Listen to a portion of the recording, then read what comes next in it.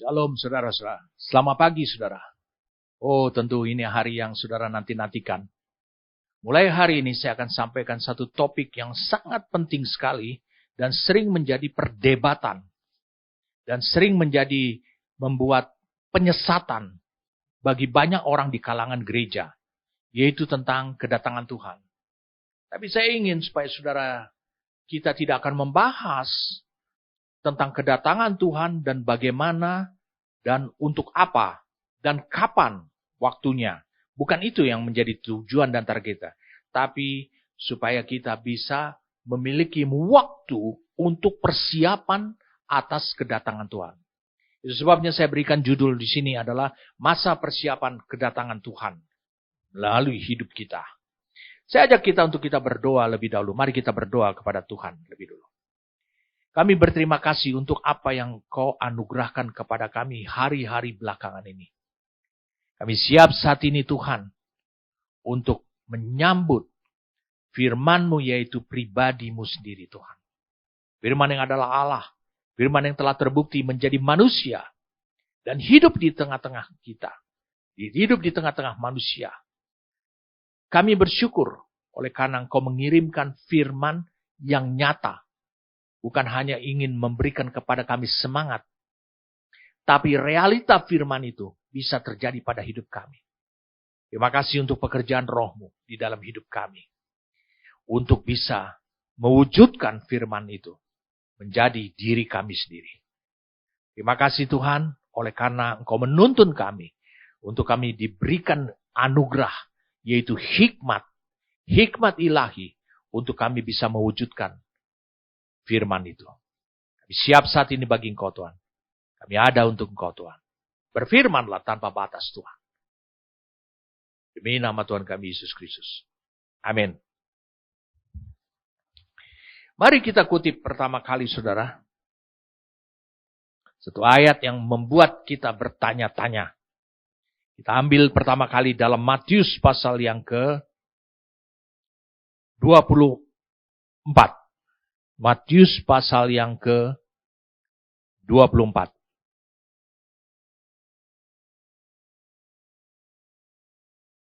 Ayat 1 sampai ayat 3. Sesudah itu Yesus keluar dari bait Allah, lalu pergi, maka datanglah murid-muridnya dan menunjukkan kepada bangunan bait Allah. Ia berkata kepada mereka, ini kita harus perhatikan dengan benar. Ia berkata kepada mereka, kamu melihat semuanya itu. Aku berkata kepadamu sesungguhnya tidak satu batu pun di sini akan dibiarkan terletak di atas batu yang lain. Semuanya akan diruntuhkan. Bacaan kita sampai ayat 2 dulu. Saya mau memberikan penegasan. Apa yang dikatakan oleh Yesus ini adalah pada tahun 70 sesudah Masehi. Yesus sudah duduk di atas tahta di sorga. Gereja sudah mulai memberitakan Injil kepada bangsa-bangsa. Ini terwujud. Ini berbicara tentang bangunan bait Allah. Bait Allah diruntuhkan dan hanya menyisakan salah satu tembok. Yang sampai hari ini itu tembok bagian barat. Yang hari ini itu disebut dengan tembok ratapan. Itulah yang disisakan dari bait Allah itu. Semuanya itu, apa yang dikatakan oleh Yesus, itu menjadi kenyataan. Ayat 3 sekarang. Ketika Yesus duduk di atas bukit Zaitun, datanglah murid-murid kepadanya untuk bercakap-cakap sendirian dengan dia. Kata mereka, katakanlah kepada kami, bila manakah itu akan terjadi? Dan apakah tanda kedatanganmu dan tanda kesudahan dunia? Silakan saudara membacanya. Mulai dari ayat 4 sampai ayat 37.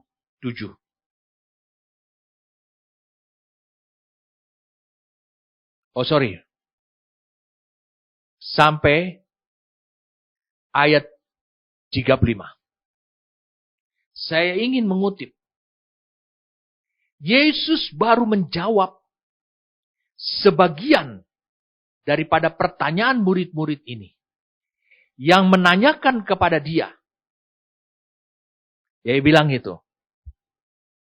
Kapan? Tanggal, bulan, dan tahunnya. Itu akan terjadi. Lalu kemudian dia tanya, apakah tanda? Apakah tanda? Dikatakan. Kedatanganmu. Dan tanda kesudahan dunia ini. Tanda kesudahan dunia ini, berakhirnya dunia ini adalah berbicara tentang kehidupan dunia yang dilihat saat itu. Penuh dengan dosa, bercampur baur, terjadi penyesatan. Orang membelakangi Tuhan. Bagaimana semuanya itu bisa berakhir? Apakah tanda? Lalu Yesus menjelaskannya mulai dari ayat 4 sampai ayat yang ke-35. Kemudian dikatakan di ayat 35 sesuatu yang benar-benar menjadi pengharapan para muridnya. Perhatikan ini. Langit dan bumi akan berlalu. Tetapi perkataanku tidak akan berlalu. Langit dan bumi akan segera mengalami perubahan dan akan lenyap. Apa yang sudah ada, yang sudah kalian alami dan kalian lihat sebelumnya. Tetapi perkataanku ini tidak akan berlalu. Kemudian Yesus mulai menjawab pertanyaan berikutnya. Tetapi tentang hari dan saat itu, tidak seorang pun yang tahu. Malaikat-malaikat di sorga tidak. Dan anak pun bukan dikatakan Yesus. Anak pun tidak. Hanya Bapa sendiri.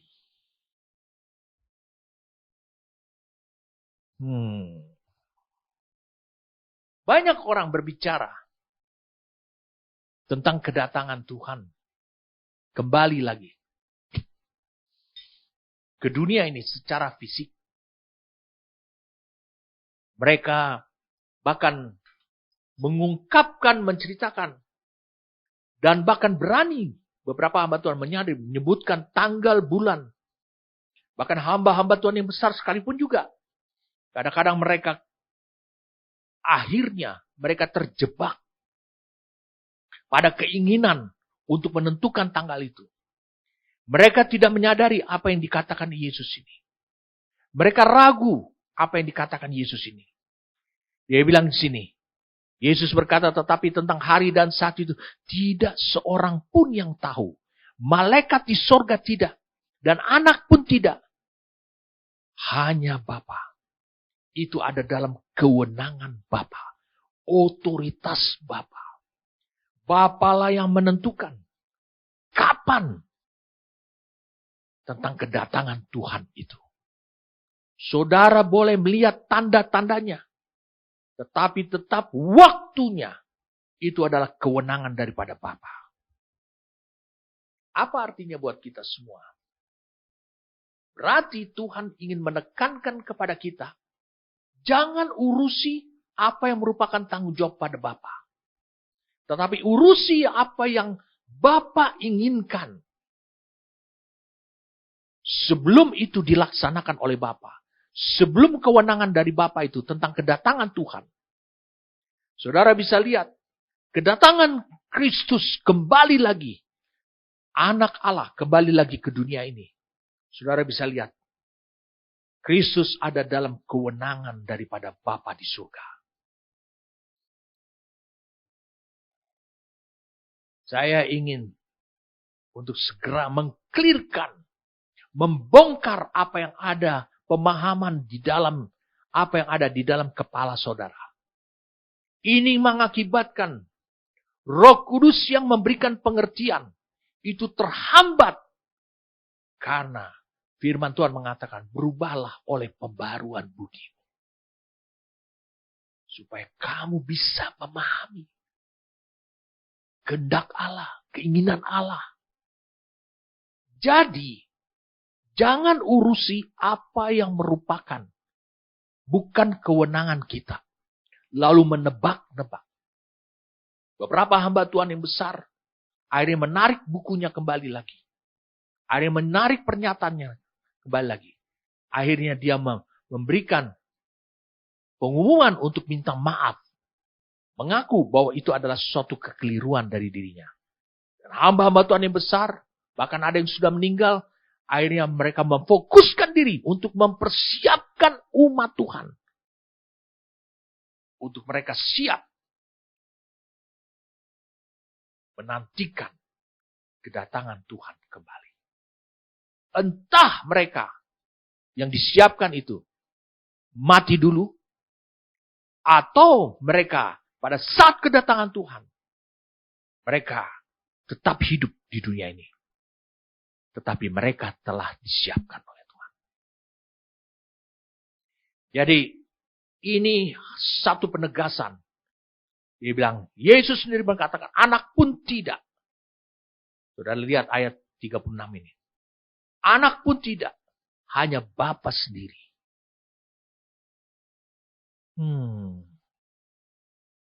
Jadi dikatakan hanya Bapa sendiri. Hanya Bapa sendiri. Itu adalah kewenangan daripada Bapa. Saya mau mengajak saudara untuk melihat sesuatu yang Yesus katakan sendiri. Supaya saudara benar-benar bisa memahami tentang kedatangan Tuhan itu. Bukan membuat diri kita tuh pasif selama menanti kedatangannya. Tapi harus membuat kita tuh aktif. Itu yang dikatakan kita bersiap untuk menyambut kedatangannya dia. Mari kita lihat sama-sama sekarang Yohanes 14. Ayat 1-4. Dikatakan begini, janganlah gelisah hatimu. Percayalah kepada Allah, percayalah juga kepadaku. Kemudian dikatakan di rumah Bapakku banyak tempat tinggal. Jika tidak demikian, tentu aku mengatakannya kepadamu. Sebab aku pergi ke situ untuk menyediakan tempat bagimu. Sebab aku pergi ke situ untuk menyediakan tempat bagimu. Yesus pergi meninggalkan para muridnya. Yesus pergi meninggalkan para pengikutnya di dunia ini 2000 tahun lalu. Ternyata dia harus menyiapkan untuk mereka yang menjadi pengikutnya. Rupanya ada persiapan di sorga. Yang dia harus siapkan itu. Nah, ini penting buat saudara. Ya harus siapkan itu. Sementara saudara di bumi ini, saudara yang menanti kedatangannya, saudara juga harus melakukan persiapan. Ayat 3. Dan apabila aku telah pergi ke situ, dan telah menyediakan tempat bagimu, atau menyiapkannya bagimu. Yesus mengatakan, aku akan datang kembali. Nah, ini menjadi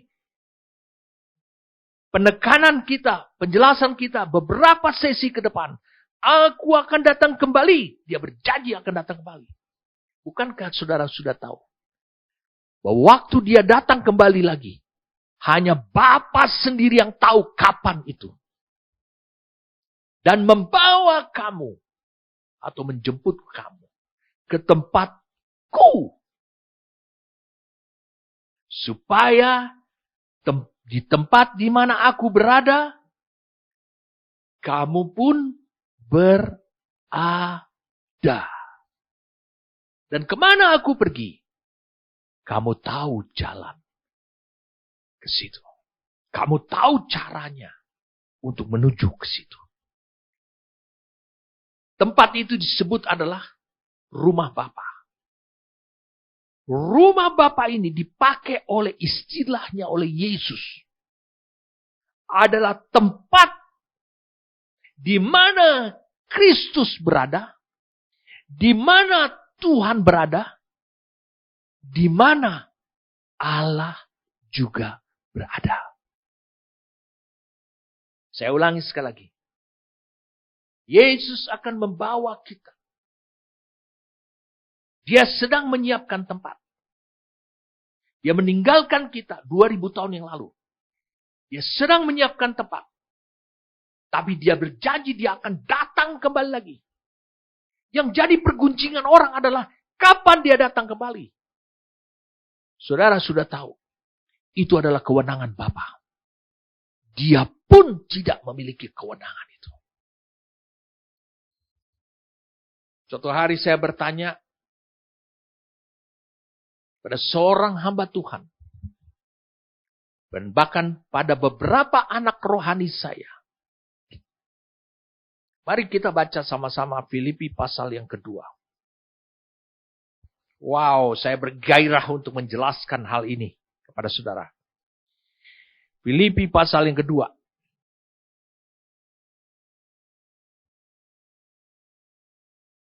Ayat yang kelima. Hendaklah kamu dalam hidupmu bersama menaruh pikiran dan perasaan yang terdapat juga dalam Kristus Yesus.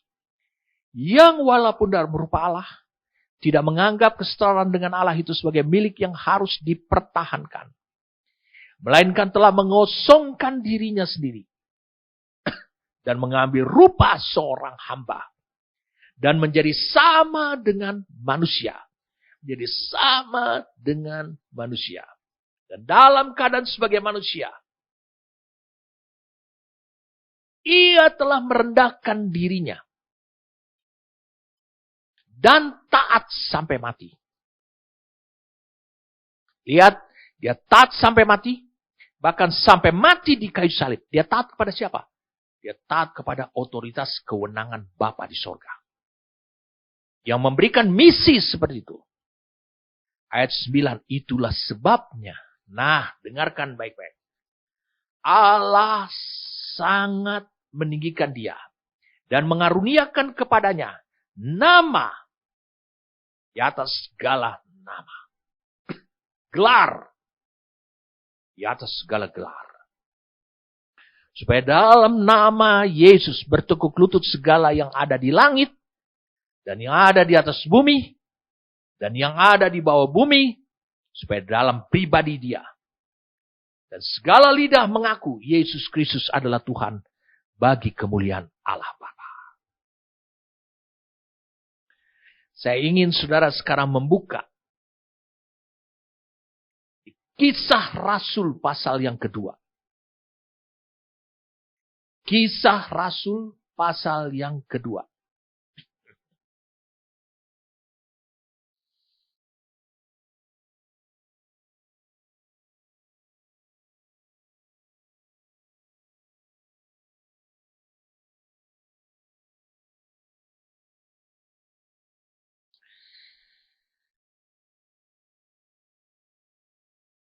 Kita mulai dari ayat 22. Yang agak mirip untuk mendukung penjelasan Rasul Paulus di Filipi ini. Ayat 22. Mulai ayat 22. Hai orang-orang Israel, dengarlah perkataan ini. Yang aku maksudkan ialah Yesus dari Nazaret. Seorang yang telah ditentukan Allah. Dan yang dinyatakan kepadamu dengan kekuatan-kekuatan dan mujizat-mujizat. Dan tanda-tanda yang dilakukan oleh Allah dengan perantaraan dia. Di tengah-tengah kamu. Seperti yang kamu tahu. Dia yang diserahkan Allah menurut maksud dan rencananya. Telah kamu salibkan. Kamu bunuh oleh tangan bangsa-bangsa durhaka. Seperti apa yang diuraikan oleh Rasul Paulus di Filipi 2 tadi yang kita sudah baca. Dia taat sampai mati. Tetapi Allah membangkitkan dia dan melepaskan dia dari sengsara maut. Karena tidak mungkin ia tetap berada dalam kuasa maut.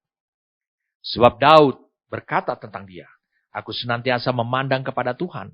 Karena ia berdiri di sebelah kananku, aku tidak goyah. Sebab itu dikatakan, hatiku bersukacita dan jiwaku bersorak-sorak. Bahkan tubuhku akan diam dengan terang. Sebab Kau tidak menyerahkan aku kepada dunia orang mati. Dan tidak membiarkan orang kudusmu melihat kebinasaan. Engkau memberitahukan kepadaku jalan kehidupan. Engkau akan melimpahi aku dengan sukacita di hadapan. Saudara-saudara, aku boleh berkata-kata dengan terus terang kepadamu tentang Daud, bapa bangsa kita. Ia telah mati dan dikubur. Dan kuburannya masih ada pada kita sampai hari ini.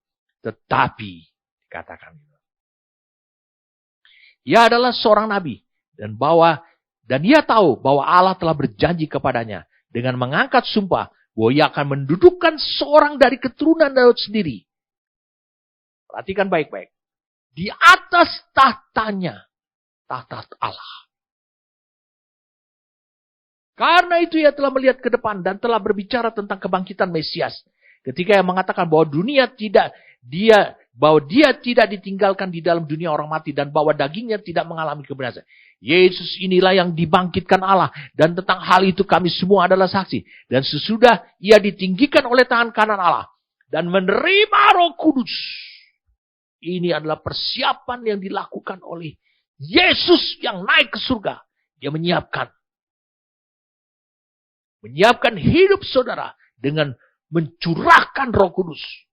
Dikatakan ditinggikan oleh tangan kanan Allah dan menerima Roh Kudus yang dijanjikan, maka dicurahkannya apa yang kamu lihat dan dengar di sini. Sebab bukan Daud yang naik ke surga, melainkan Daud sendiri berkata, Tuhan telah berfirman kepada Tuhan, duduklah di sebelah kananku. Ini perkataan Allah Bapa kepada Yesus yang naik. Duduklah di sebelah kananku sampai kubuat musuh-musuhmu menjadi tumpuan kakimu. Jadi, seluruh kaum Israel harus tahu dengan pasti bahwa Allah telah membuat Yesus yang kamu salibkan itu menjadi Tuhan dan Kristus. Satu kisah yang saling mendukung. Apa yang dikhotbahkan Petrus di Kisah Rasul 2. Itu mendukung penjelasan daripada Rasul Paulus di Filipi pasal 2. Satu pertanyaan yang saya ajukan kepada para hamba-hamba Tuhan, para pendeta, juga sekarang kepada kalian semua. Menurut Kisah Rasul 2 dan menurut Filipi pasal 2 tadi. Apakah ketika Yesus sudah di sorga, duduk di tahta di sebelah kanan, satu tahta dengan Allah, apakah dia sekarang memiliki kewenangan yang setara dengan Allah Bapa? Karena Allah Bapa mendelegasikan kewenangan kepada dirinya Yesus yang telah berhasil melakukan misinya. Yang kedua, apakah misi Yesus hanya sampai di situ saja? Misi yang diberikan oleh Bapa di surga. Ini membutuhkan terang dan pekerjaan Roh Kudus lewat firman-Nya untuk hidup saudara. Supaya saudara bisa dengan benar memahami dan menjawab kedua pertanyaan ini. Pertanyaan yang pertama. Di banyak orang, mereka menjawab pertanyaan ini. Apakah Yesus yang duduk di atas tahta di surga yang ditinggikan oleh Allah, itu sekarang memiliki kewenangan yang setara dengan Allah? Ataukah ia tetap di bawah kewenangan daripada Bapa di surga? Meskipun dia sekarang duduk di tahta di surga. Jadi sama seperti ketika dia masih di bumi. Dia taat sampai mati. Bahkan sampai mati. Dia taat, itu menunjukkan dia ada di bawah kewenangan daripada Bapa yang memberikan misi. Yang kedua, kebanyakan orang menjawab adalah bahwa misi Yesus itu hanya sampai ketika dia mencurahkan Roh Kudus. Dia menerima Roh Kudus lalu dicurahkannya untuk supaya gerejanya disiapkannya. Untuk suatu hari dia akan datang menjemputnya. Karena mereka telah siap.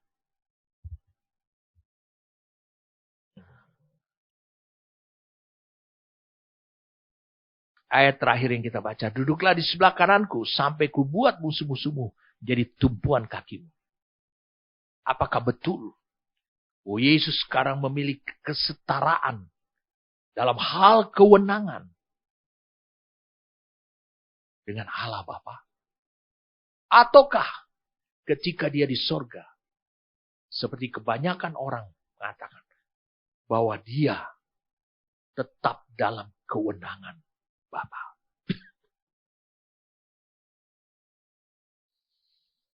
Baik. Saya ingin kita kembali lagi pada Yohanes pasal 14 tadi. Yesus mengatakan di ayat 3, Aku akan datang kembali dan membawa kamu ke tempatku, supaya di tempat di mana aku berada, kamu pun berada. Apa maksud Yesus? Karena yang maksud Yesus adalah dia memberikan Roh Kudus. Roh Kudus akan melakukan pekerjaannya. Roh Kudus akan membawa firman buat jemaatnya. Sebagai bagian daripada mempersiapkan mereka. Untuk mereka siap pada saat kedatangan Tuhan kembali.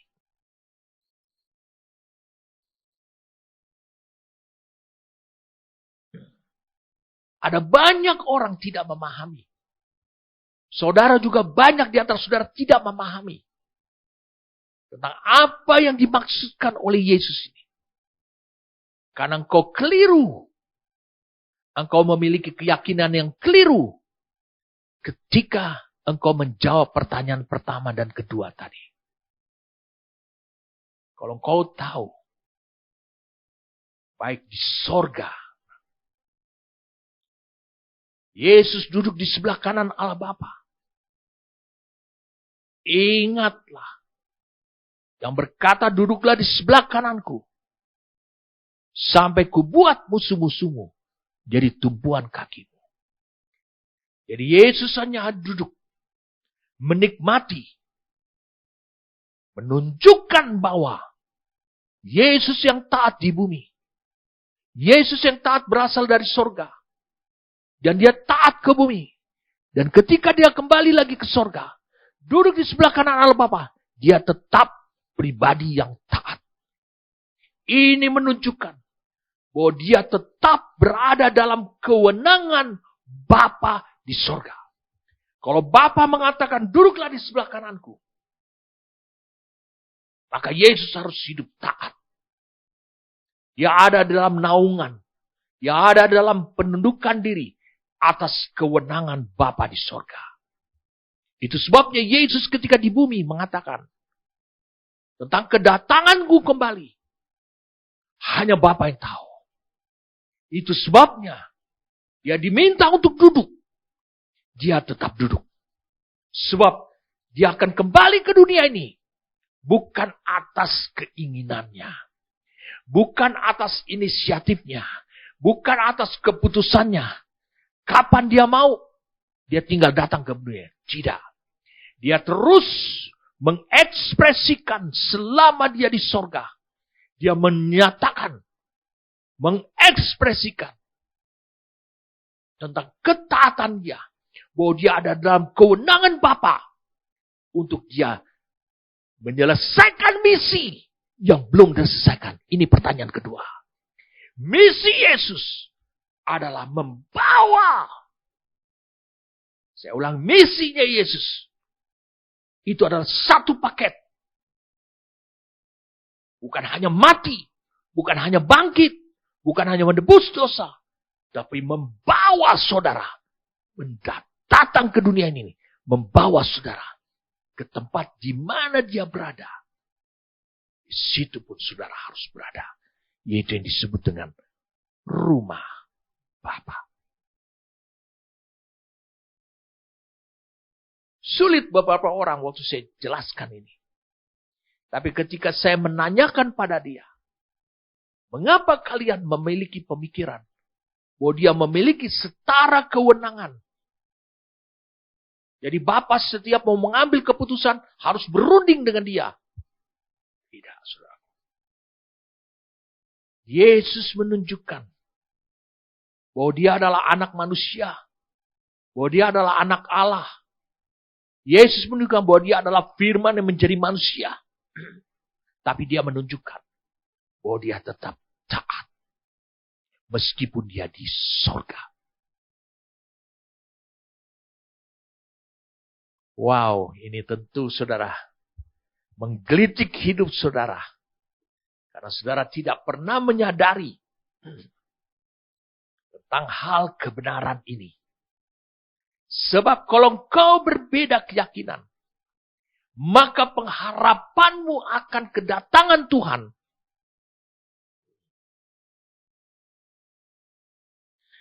akan memiliki pengharapan yang salah atau keliru. Itu sebabnya banyak orang bermain-main dalam masa persiapan kedatangan Tuhan ini. Mereka mengatakan, enggak, santai saja. Kita hidup seperti ini saja. Kita geluti kehidupan di dunia ini. Banyak orang berpikir seperti itu. Nah, saya mau saudara bisa memahami hal ini. Tolong saudara perhatikan dengan baik. Bahwa Yesus menunjukkan dalam Matius 24 tentang kedatanganku. Tentang kesudahan zaman ini. Dunia ini. Hanya Bapa. Itu adalah kewenangan Bapa. Aku nanti hanya diminta duduk di sana. Tapi menentukan kapan aku kembali ke dunia ini. Bapa aja yang punya kewenangan. Segera dikatakan, selesaikan misimu terakhir. Kembali ke dunia ini. Jemput mereka. Bawa ke tempat sini. Itu adalah misinya Yesus. Misinya Yesus termasuk dia mencurahkan Roh Kudus. Menebus dosa saudara lebih dulu. Mencurahkan Roh Kudus. Dan menjemput saudara. Atau yang disebut dengan datang kembali.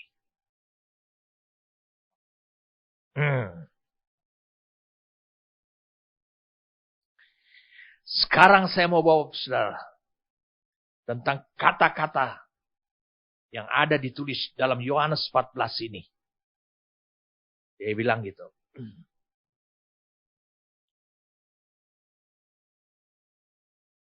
Ayat yang kedua, di rumah Bapakku banyak tempat tinggal. Yesus mengatakan bahwa di rumah Bapaknya, Yohanes 14 ayat yang kedua. Dia bilang banyak tempat tinggal. Saudara harus tahu bahwa Alkitab Perjanjian Baru ditulis dalam bahasa Yunani. Karena pada saat itu banyak orang-orang pandai. Dan bahasa Yunani ini menjadi bahasa internasional. Karena banyak orang-orang bangsa-bangsa lain itu datang ke Israel. Sehingga itu Alkitab ditulis dalam bahasa Yunani. Tetapi engkau harus tahu. Yohanes sang penulis adalah seorang Yahudi. Seorang Ibrani. Yesus yang mengatakan di Yohanes 14 adalah seorang Yahudi. Adalah seorang Ibrani. Tentu dong, semua apa yang diungkapkan itu dilatar belakangi dengan budaya ataupun sejarah ataupun antropologi daripada keyahudian. Walaupun bahasa yang kita baca, yang ditulis di dalam Alkitab, itu dalam bahasa Yunani. Jadi tentu kita tahu bagaimana Yesus dalam mengungkapkan ini, berkata-kata di Yohanes 14 ini adalah kepada 12 muridnya yang adalah orang Yahudi. Bagaimana supaya mereka bisa memahami, maka Yesus membawa budaya, istilah, pemahaman, kebiasaan-kebiasaan orang Yahudi. Baik itu memakai dialek, baik itu memakai istilah, baik itu memakai perumpamaan, baik itu memakai suatu contoh, tetapi semuanya dalam nuansa keyahudian. Waktu Yesus berkata, perhatikan ini baik. Jangan gelisah hati, percayalah kepada Allah, percayalah juga kepadaku. Langsung murid-murid tenang. Sebab apa? Dia menjelaskan. Tidak perlu kau gelisah. Dia menjelaskan pada suatu perkataan di rumah Bapakku banyak tempatnya. Jika tidak demikian, tentu aku mengatakannya kepadamu. Sebab aku pergi ke situ untuk menyediakan tempat bagimu. Menyediakan tempat bagimu. Waktu murid-murid mendengarkan ayat kedua ini, dengan segera mereka. Sekalipun Filipus, murid Yesus, dia mungkin ada di latar belakangi oleh orang, sebagai orang Yunani, dia paham apa yang Yesus ungkapkan, di rumah Bapakku banyak tempat ini. Dia pergi ke situ untuk menyediakan tempat bagimu. Langsung connect, kalau katanya, nyambung pada pemahaman mereka. Waktu Yesus mengatakan, nah apabila aku pergi ke situ, ke rumah Bapa, dan menyediakan tempat bagimu, aku akan datang kembali dan membawa kamu ke tempatku. Aku akan datang, aku akan menjemput kamu, supaya di tempat di mana aku berada, kamu pun berada. Dan kemana aku pergi, kamu tahu jalan ke situ. Mereka nyambung. Mereka tahu. Makanya Thomas berkata, Tuhan, kami tidak tahu kemana engkau pergi. Jadi bagaimana kami tahu jalan ke situ? Ini seorang yang selalu pakai akal. Kata Yesus, akulah jalan dan kebenaran dan hidup. Tidak ada seorang pun yang datang kepada Bapa kalau tidak melalui aku. Tidak seorang pun yang nyampe kepada Bapa, kepada rumah Bapa, kalau tidak melalui aku.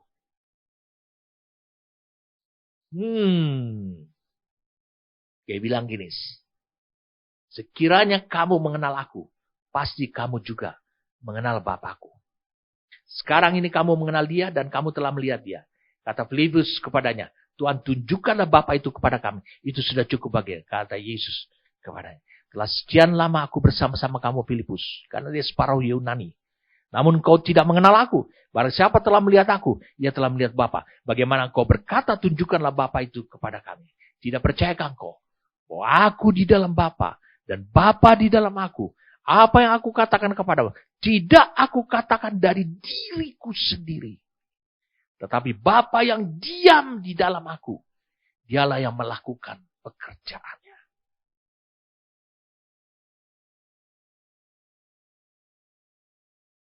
Apa yang Yesus maksudkan ini? Dan akhirnya para murid menjadi tenang. Karena kemudian Yesus berkata, dia katakan demikian. Lihat. Ayat 15. Kalau kamu mengasihi aku, kamu akan menuruti segala perintahku. Orang mau berpisah. Yesus akan berpisah. Itu membuat mereka gelisah. Tapi Yesus menantang ini. Jikalau kamu mengasihi aku, kamu yang kutinggalkan ini, di mana aku akan datang kembali lagi, kamu akan menuruti hidup terus dalam ketaatan. Aku akan minta kepada Bapa. Waktu aku sudah sampai ke rumah Bapa. Dan Ia akan memberikan kepadamu seorang penolong yang lain. Supaya menyertai kamu selama-lamanya. Wow. Ini dahsyat sekali. Yesus menceritakan kisah Rasul 2. Yesus menceritakan apa yang dikatakan ini. Memberikan kepadamu penolong. Adalah supaya para murid. Gerejanya yang dia tinggalkan itu. Bisa menyiapkan diri terus. Tetap mengasihi. Katakan kata mengasihi. Mengasihi Tuhan. Wah, kita kembali lagi pada Yohanes 14 ayat 1-4. Waktu murid-muridnya mendengarkan penjelasan ayat 2. Di rumah Bapakku banyak tempatnya, aku pergi ke sana. Untuk menyiapkan. Lalu kemudian aku menjemputmu. Ayat 2 dan 3, lihat pada tayangannya. Lalu kemudian Yesus berkata di ayat 15-nya. Kalau kamu mengasihi aku.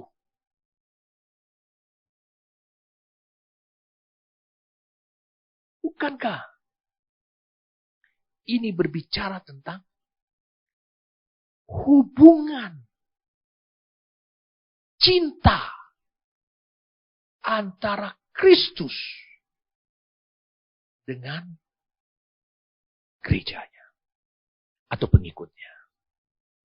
Bukankah ini yang dalam budaya Yahudi pada masa Yesus hadir, pada masa Yesus masih ada di dunia ini, pada masa itu makanya Yesus mengambil contoh tentang pertunangan dan pernikahan. Pertunangan dan pernikahan.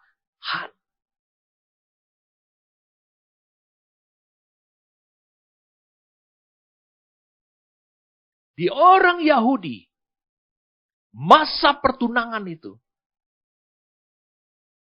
adalah suatu masa di mana banyak sekali hal-hal yang harus dikerjakan.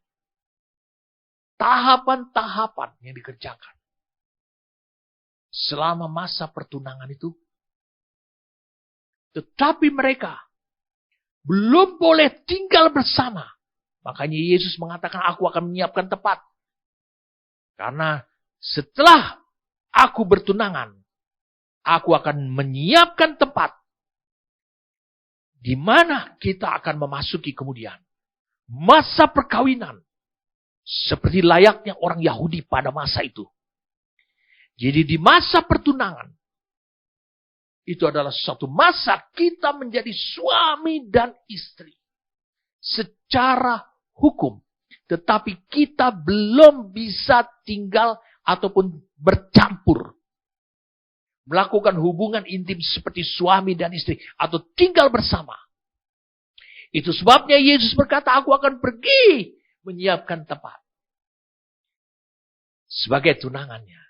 Yusuf dan Maria. Di Alkitab di Matius 1 dan Lukas pasal yang kedua. Dengan jelas dikatakan. Bahwa Maria itu adalah tunangannya Yusuf. Bahkan di ayat lain dikatakan itu adalah suami dan istri. Jadi jelas. Yusuf ingin menceraikan. Mengapakah ada kata menceraikan? Apa artinya menceraikan? Bukankah masih bertunangan? Di budaya Yahudi. Bertunangan itu sudah penanda tanganan secara hukum. Bahwa mereka sah sebagai suami istri. Seandainya Yusuf menceraikan Maria. Maka status Maria adalah janda.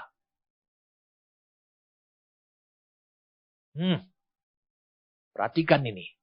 Sesuatu yang dahsyat. Hati saya berkobar-kobar ingin menyampaikannya kepada saudara. Jadi Yesus waktu menjelaskan tentang Yohanes 14 itu. Dia tahu kegelisahan para muridnya. Dia tahu. Dan dia tenangkan itu. Dia bercerita tentang. Dia mengambil satu kondisi. Budaya. Pertunangan dan perkawinan. daripada bangsa Yahudi pada masa itu. Itu membuat mereka menjadi tenang. Hubungan kita adalah hubungan kasih. Meskipun engkau belum bisa datang ke rumah Bapakku, karena aku harus menyiapkan tempat di sana. Tapi bukan berarti engkau bukanlah istriku. Makanya Paulus menjelaskan di Efesus pasal yang ke-5. Mari lihat Efesus pasal yang ke-5. Mulai ayat 28. Demikian juga suami harus mengasihi istrinya sama seperti tubuhnya sendiri. Siapa yang mengasihi istrinya? Mengasihi dirinya sendiri. Perhatikan baik-baik. Ada masa pertunangan. Tetapi mempelai laki-laki itu tetap kembali lagi ke rumah bapaknya, ke tempat bapaknya. Perhatikan ini baik-baik. Tapi di masa perkawinan, maka mempelai laki-laki akan menjemput mempelai perempuan yang sudah menjadi tunangannya itu. Lalu membawanya ke rumah bapaknya. Itu yang Yesus masukkan di Yohanes 14. Lalu kemudian mereka diberkati, mereka menikah, melakukan perayaan bisa sampai 7 hari, tergantung kemampuan daripada setiap keluarga. Itu kebiasaan di orang Yahudi. Lalu ketika semuanya itu telah terjadi, kita baca ayat 31-nya, Efesus 5 ayat 31-nya. Sebab itu, laki-laki akan meninggalkan ayahnya dan ibunya dan bersatu dengan istrinya, sehingga keduanya itu menjadi satu daging. Dialah seorang laki-laki, seorang mempelai laki-laki, seorang pengantin laki-laki yang akan meninggalkan ayahnya dan ibunya dan bersatu dengan istrinya, sehingga keduanya itu menjadi satu daging. Rahasia ini besar, tetapi yang aku maksudkan ialah hubungan Kristus dan jemaat selalu diperumpamakan. Apa yang Yesus ucapkan? Dia berbicara tentang masa pertunangan, masa perkawinan nanti. Itu yang membuat para murid tenang. Pada umumnya ada ketentuan dari pertunangan sampai kepada perkawinan. Itu kira-kira 12 bulan.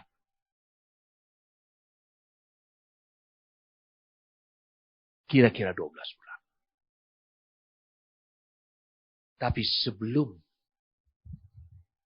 saya ulangi, sebelum kita mengakhirinya, saya mau bagikan kepada saudara. Masa persiapan di bumi. Kita tahu Yohanes 14. Saya ulang, kita tahu Yohanes 14. Yesus berkata, aku akan menyediakan tempat. Aku akan datang kembali. Aku akan menjemputmu dan membawa kamu ke tempatku. Supaya di tempat di mana aku berada, kamu pun berada. Yesus mengatakan itu adalah rumah Bapa. Banyak tempat. Di mana aku nanti berada, kamu pun berada. Ini berbicara tentang kita satu, bercampur. Seperti suami istri, satu tempat. Bersama dengan Kristus sang suami.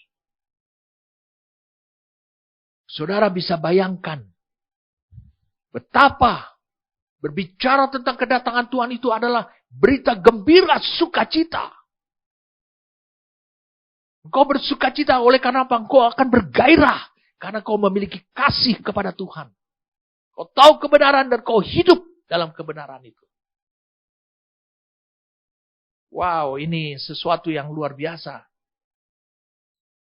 Sebelum kita berdoa, saya ingin saudara kita membahas sesuatu yang betul-betul dahsyat buat hidup kita. Supaya saudara mengerti, Supaya saudara dalam masa pertunangan seperti ini. Sekarang kita memasuki masa pertunangan itu. Kita masuk masa pertunangan dengan mempelai laki-laki kita, yaitu Kristus. Dia belum hubungannya dengan saudara diberkati sebagai perkawinan. Tapi pertunangan yang telah didasarkan pada kekuatan hukum Allah. Oh, saudara adalah suami, kita adalah istri daripada sang suami, yaitu mempelai laki-laki yang meninggalkan kita untuk sementara waktu, karena dia harus menyiapkan tempat. Dia menyiapkan tempat supaya di mana aku berada, di situ pun kamu berada. Bukankah Yesus itu datang dari sorga? Dan tempat yang disiapkan itu justru itu di tempat Bapaknya. Itu di rumah Bapaknya itu. Lalu dia datang kembali ke dunia. Lalu dia menjemput kita. Dia melayani kita. Dia melayani kita. Dia mati. Dia bangkit. Lalu dia naik lagi. Dia naik itu untuk menyiapkan tempat. Lalu kemudian dia akan datang kembali untuk menjemput kita. Supaya membawa kita. Supaya kita dianggap layak. Untuk tinggal di rumah Bapa. Tadi kita baca di Matius 24 ayat 35 tentang langit dan bumi akan berlalu. Berarti kita akan memasuki suatu masa disebut langit dan bumi baru. Mari saya ajak saudara untuk bisa melihat di Wahyu.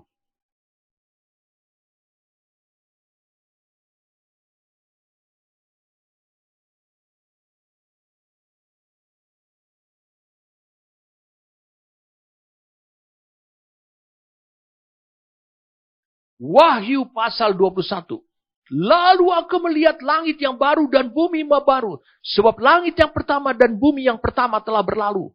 Dan laut pun tidak ada lagi. Dan aku melihat kota yang kudus Yerusalem yang baru turun dari surga dari Allah yang berhias bagaikan pengantin perempuan yang berdandan untuk suaminya. Jadi dalam masa perkawinan, disebut lagi bukan mempelai, tapi pengantin. Saudara akan dibawa ke suatu alam yang baru. Yaitu yang disebut langit yang baru, bumi yang baru. Genaplah apa yang dikatakan di Matius 24. Ayat 13, itu akan berlalu. Kenapa? Karena Yesus sudah datang. Dan membawa kita masuki suatu kehidupan yang baru. Di mana hidup saudara dan saya. Sebagai gerejanya. Sebagai pengantin yang berdandan hanya untuk suaminya. Perhatikan baik-baik. Lalu aku mendengar suara yang nyaring dari tahta itu. Dan berkata, lihatlah kemah Allah. Ada di tengah-tengah manusia. Dan ia akan diam. Bersama-sama dengan mereka. Mereka akan menjadi umatnya. Dan ia akan menjadi Allah mereka. Dahsyat sekali saudara.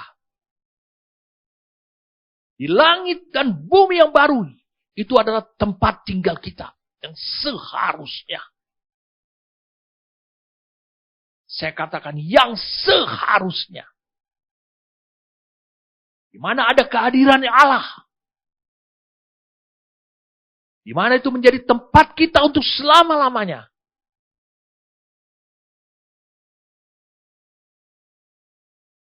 Kita kembali lagi.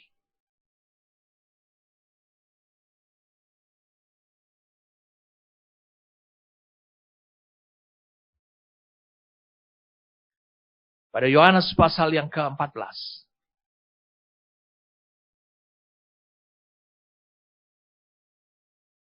Kita sudah tahu. Efesus pasal 5 mengatakan. Bagaimanapun juga. Ayat 33. Bagi kamu masing-masing berlaku. Kasihlah istrimu seperti dirimu sendiri. Dan istri hendaklah menghormati suaminya.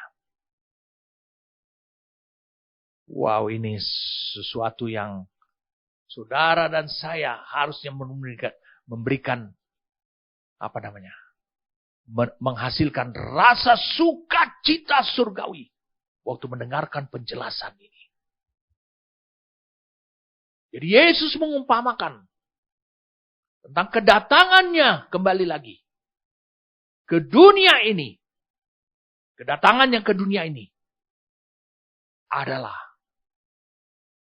untuk menjemput saudara itu. Itu dalam satu ungkapan yang budaya Yahudi yang ada pada saat itu, yaitu disebut dengan pertunangan dan memasuki masa perkawinan.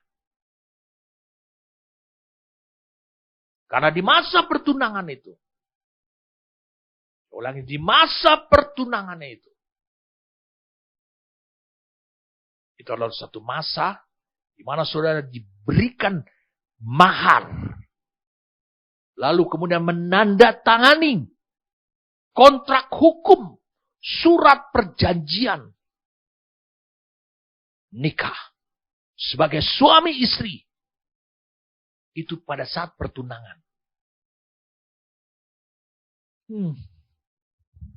Itu diikat dengan hukum. Itu sebabnya dia kemudian meninggalkan sang istri yang adalah tunangannya. Lalu kemudian dia akan menyiapkan tempat.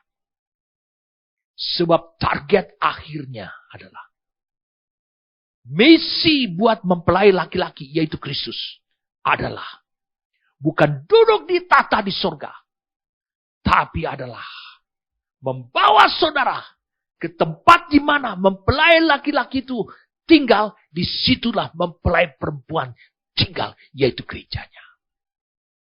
Langit yang baru dan bumi yang baru. Saya ingin kita melihat persiapan yang akan terjadi di bumi ini.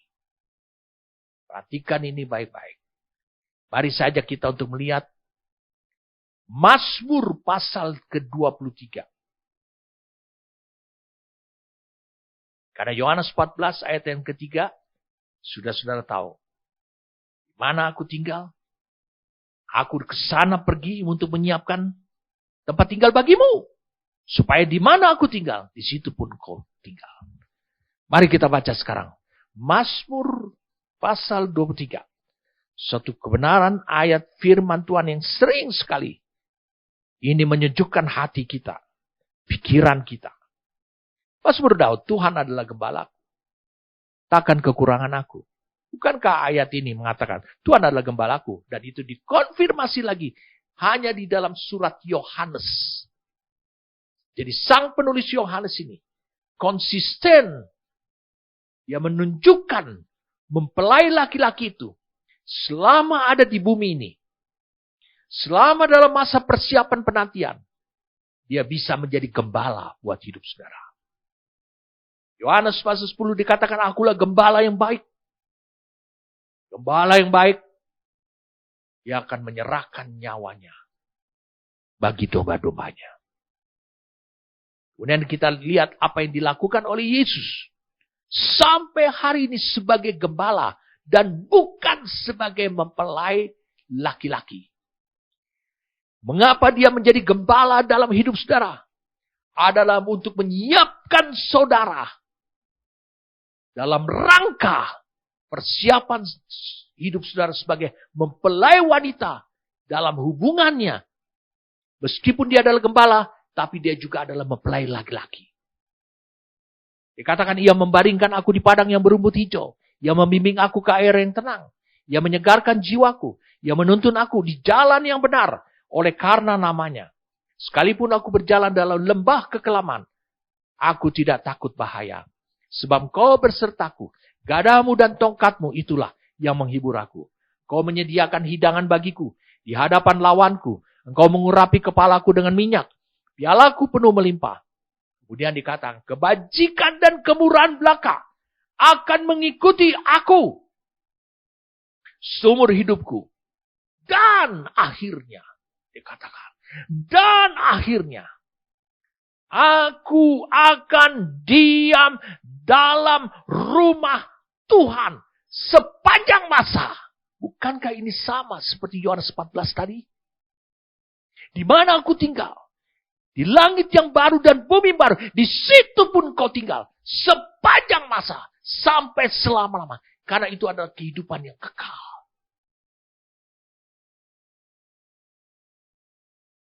Yesus menggembalai hidup saudara. Mungkin lewat daripada gembala gereja saudara masing-masing. Ataupun bapak rohanimu. Yang menggembalai saudara. Supaya menyiapkan hidup saudara. Menyiapkan hidup saudara supaya engkau bisa diam nanti. Ketika dia datang menjemput bukan sebagai gembala. Yesus bukan sebagai gembala. Tapi dia datang menjemput saudara. Dia sebagai mempelai laki-laki yang telah bertunangan dengan gerejanya. Yaitu mempelai wanita di bumi ini. Menjemput saudara. Dan membuat saudara akan diam dalam rumah Tuhan. Sepanjang masa. Saya ingin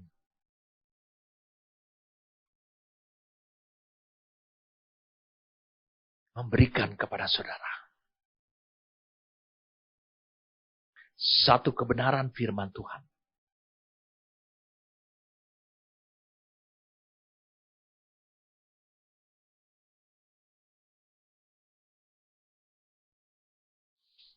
Satu kebenaran firman Tuhan. Lihat perjanjian lama ini. Di Mazmur 23 ayat 6 ini. Itu ditulis dalam bahasa Ibrani. Mari kita lihat sama-sama. Saya kutip dari King James Version. Surely goodness and mercy shall follow me all the days of my life. And I will dwell in the house of the Lord forever.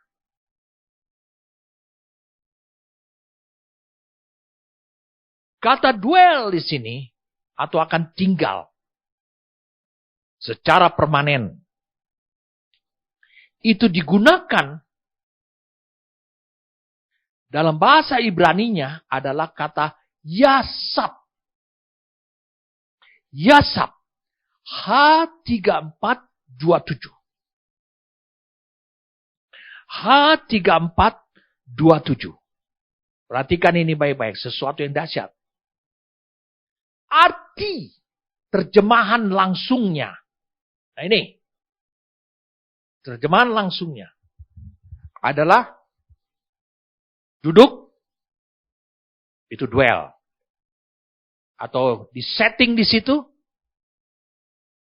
Atau tinggal. Itu terjemahan langsung. Kata yashab.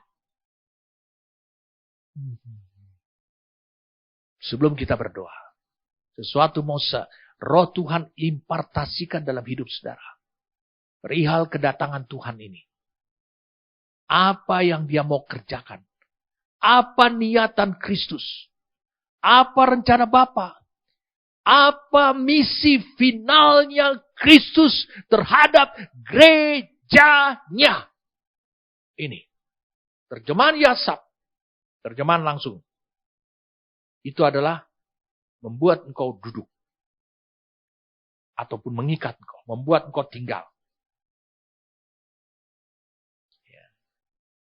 Lalu kemudian Teir memberikan satu kata yang akhirnya dihubungkan ke masalah pertunangan dan perkawinan. Yaitu to marry atau menikahi. Karena apa? Karena di situ dalam menikah itu akan diberikan tempat untuk tinggal. Keberadaan daripada si mempelai perempuan ini di mana? Ya tentu dong di tempat di mana mempelai laki-laki ini atau pengantin laki-laki ini berada. Itu menurut budaya Yahudi. Tetapi bahasa Ibrani, selain terjemahannya, ada yang disebut dengan pengertiannya. Nah, ini sesuatu yang berbeda. Saya dikejutkan oleh Roh Kudus. Karena penulis daripada kitab Mazmur adalah Daud sendiri. Dan penulis daripada Daud adalah seorang Yahudi. Karena penulis daripada atau seorang Ibrani. Karena penulis daripada kitab Yohanes adalah seorang Yahudi dan seorang Yunani. Seorang Ibrani. Menurut Ibrani kuno, kata Yasab ini memberikan pengertian bukan hanya tempat. Itu terjemahannya. Tetapi ini, saudara harus siap mendengarkannya. Menurut Ibrani kuno, saya kutip ini langsung dari Kamus Ibrani kuno. Artinya dalam bahasa Inggris diberikan pengertian turn back, atau return. Saudara mengerti apa arti turn back? Itu kembali. U-turn dah, seperti orang U-turn, kembali. Lalu kemudian return. Apa arti return? Kau kembali. Oh Tuhan, terima kasih Tuhan. Berarti selama engkau hidup di dunia ini, meskipun kau adalah mempelai wanita, ingat ini bukan tempat permanen dalam kehidupan seperti ini.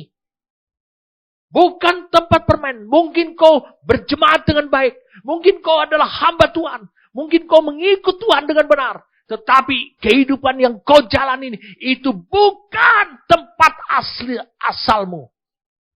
Karena kata turn back, itu menunjuk bahwa engkau harus kembali ke tempat asalmu.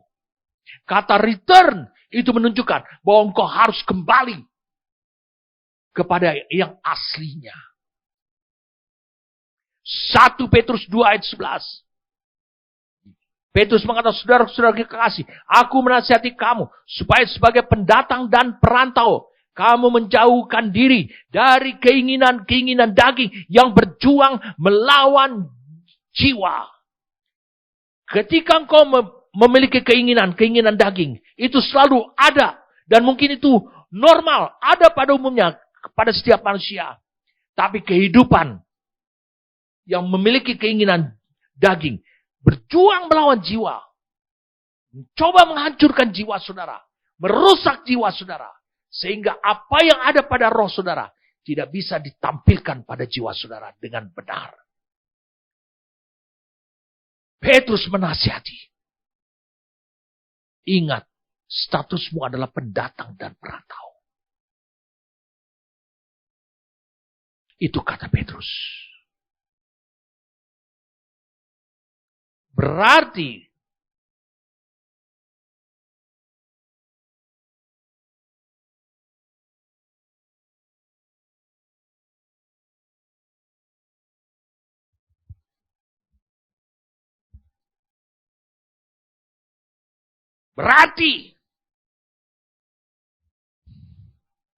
wow ini. Apa yang kau geluti di dunia ini? Kau harus benar-benar menyiapkan dirimu untuk kau bisa hidup di tempat asalmu. Tempat asalmu itu adalah rumah Bapa. Di mana ada kehadiran Bapa? Kita sudah baca tadi Wahyu 21. Di mana ada kehadiran Putra? Di mana itu seperti kota? Wow. Luar biasa saudara. Luar biasa sekali. Apa yang Allah inginkan?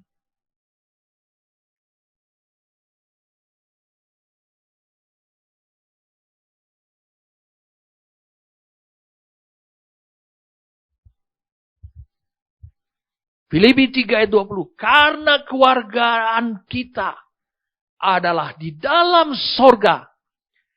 Dan dari situ juga kita menantikan Tuhan Yesus Kristus sebagai juru selamat. Menantikan Tuhan Yesus Kristus sebagai juru selamat. Menantikannya. Menunggu. Supaya kerinduan saudara dan saya memasuki masa perkawinan. Dan di masa perkawinan itu, di mana mempelai laki-laki itu akan datang.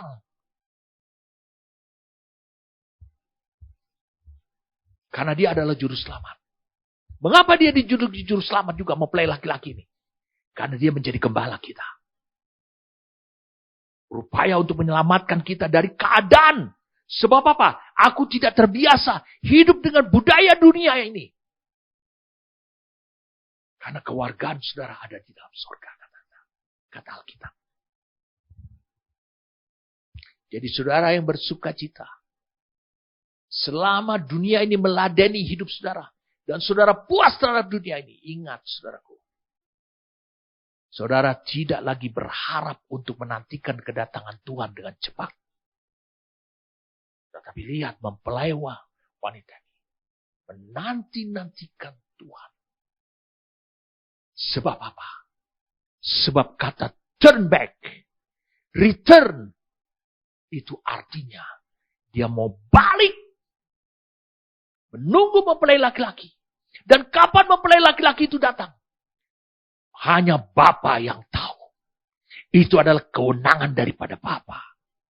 Berarti selama engkau hidup di dunia ini. Jangan hidup sebagai penduduk dunia ini. Janganlah hidup sebagai kebiasaan. Mengikuti kebiasaan-kebiasaan dunia ini. Engkau kewarganegaranya ada di dalam surga. Ingat. Yohanes 14 ayat 35 mengatakan hubungan kasih kita dengan Kristus. Cinta kita dengan Kristus. Dan saya mau beritahukan pada saudara. Minggu depan walaupun saya akan lanjut. Saya mau beritahukan kepada saudara. Satu hal ini. Kalau kau baca di Matius 25. Kapan mempelai laki-laki itu datang? Kapan mereka masuki masa perkawinan itu? Pada umumnya di orang Israel, orang Yahudi pada masa itu. Mereka datang pada waktu malam, tengah malam, yang tidak mereka ketahui. Jadi keluarga mempelai perempuan yang menantikan selama mungkin tahunan, mungkin 1 tahun minimum. Itu tidak tahu kapan tanggalnya itu datang. Tapi dia harus selalu bersiap-siap. Gimana dia bersiap-siap? Dia sudah men-set pikirannya. Dia sudah men-set kebiasaannya. Bagaimana dia hidup nanti di rumah Bapa sang mempelai laki-laki nanti. Itulah yang Paulus maksudkan.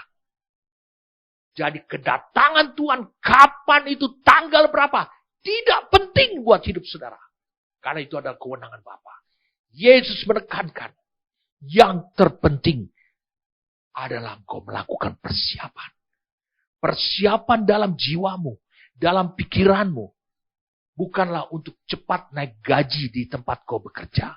Bukan itu yang membuat kau bergembira. Tapi engkau memikirkan, kapan aku akan kembali.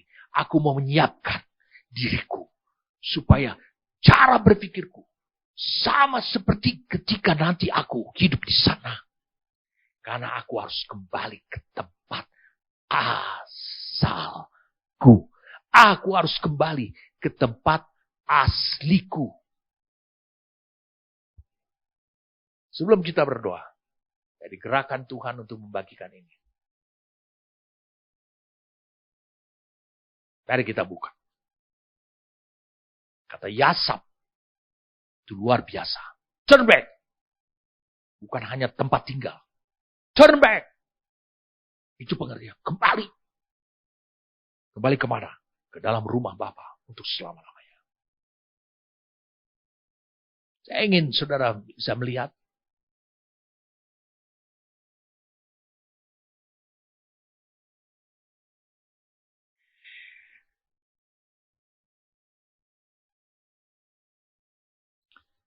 Kejadian 2 ayat yang ke-8. Setelah itu kita akan berdoa.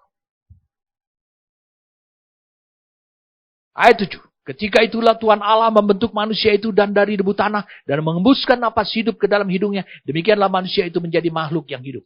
Selanjutnya Tuhan Allah membuat taman di Eden, di sebelah timur. Disitulah ditempatkannya manusia yang dibentukannya. Allah menempatkan manusia di Taman Eden, di mana bukan hanya ada tumbuh-tumbuhan yang cukup untuk memberikan kehidupan, lebih dari cukup, tanpa bekerja, tanpa harus mengais tanah, memacul tanah, buat manusia. Tetapi yang luar biasa adalah di sana ada kehadirannya Allah. Saya ulangi, di sana ada kehadirannya Allah. Itulah tempat asli. Itulah tempat asal. Itu yang disebut rumah Bapa. Allah membuat dan menempatkannya di situ. Itulah tempat asal manusia. Asli manusia. Allah yang membuatnya. Mana lebih besar? Rumah Allah atau Allah? Allah tentunya. Karena Allah lah yang membuat rumahnya. Membuat kehidupan di sana.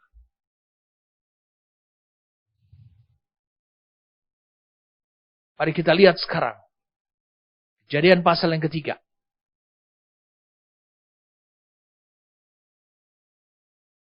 Lihat, tempat aslinya, asalnya manusia. Itu adalah Taman Eden. Lihat ayat 23. Kejadian 3 ayat 23. Lalu Tuhan Allah mengusir dia dari Taman Eden. Supaya ia mengusahakan tanah dari mana ia diambil. Dari bumi. Bukan dari Taman Eden. Ia menghalau manusia itu. Dan di sebelah timur Taman Eden ditempatkan nyala beberapa kerup dengan pedang yang menyala-nyala. Dan menyambar-nyambar untuk menjaga jalan ke pohon kehidupan. Saudara lihat. Dosa manusia mengakibatkan manusia diusir dari Taman Eden. Tetapi satu hari kelak, Tuhan berkata, gambaran Taman Eden ini adalah rumah Allah. Tempatnya Allah. Tempat di mana Allah berada, Kristus berada, di situ pun kau berada. Itu tempat asli kita. Itu definisi tempat asli kita. Tapi karena dosa manusia diusir keluar. Tapi rupanya ada niat. Ada misi Bapa. Yang dia percayakan kepada Allah inkarnasi, yaitu putranya. Untuk menjalankan misi itu. Supaya dilakukan misi itu. Sampai tuntas. Putra berkata kepada Bapa, Bapa, aku siap menjalankan misi itu. Misinya sampai apa? Bukan hanya kau mati di atas kayu salib. Bukan hanya kau bangkit. Bukan hanya kau naik dan duduk di sebelah kananku. Bukan hanya itu.